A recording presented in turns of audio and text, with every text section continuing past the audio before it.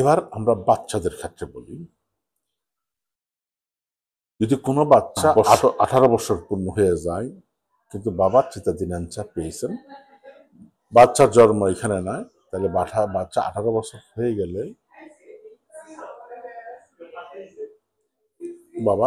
বাচ্চা দোমান্দা দিতে পারবেন বাপের এগেনস্টে, যেহেতু বাবা চিতাদিনী ইতালি।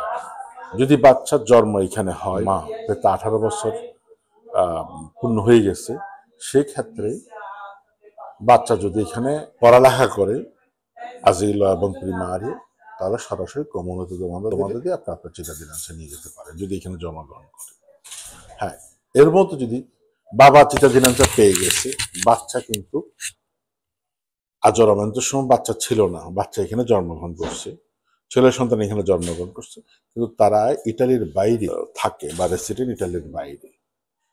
যদি 18 বছর আগে এখানে আসে, 18 বছর যদি পূর্ণ হয়, ঠিক একইভাবে বাবা যদি চিতাদিনাঞ্চা থাকে বা মা যদি চিতাদিনাঞ্চা থাকে, ডাইরেক্ট যার জন্মগ্রহণ করছে ডাইরেক্ট আপনার কমনে দোমান্দা দিলে এরা পাসপোর্ট পেয়ে যাবে। আবার যাদের এখানে জন্মগ্রহণ করেন নাই কিন্তু রেসিডেন্ট ইটালির বাইরে, কিন্তু 18 বছর পর এখানে আসছে, যদি রেসিডেন্ট 2 বছর থাকে, হ্যাঁ খেয়াল রাখুন, যদি রেসিডেন্ট 2 বছর থাকে, তাহলে বাবা বা মা যদি ইটালিয়ান হয়ে থাকে, তার জন্মসূত্রে যে এটা বাবা মা নাগরিক, তাহলে তার রক্তের সাঙ্গের সে চিতাদিনাঞ্চা দোমান্দে দিতে পারবেন। তার জন্য 2 বছর রেসিডেন্টের দরকার, খেয়াল রাখবেন, তার জন্য 2 বছর ডকুমেন্টস আগুয়ালে।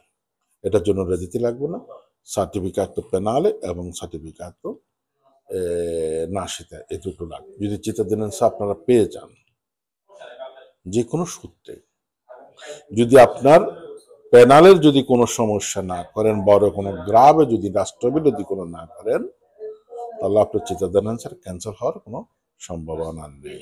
হ্যাঁ, খেয়াল রাখবেন, ইটালির চিতাদিনাঞ্চা ক্যান্সেল হওয়ার সম্ভাবনা নেই।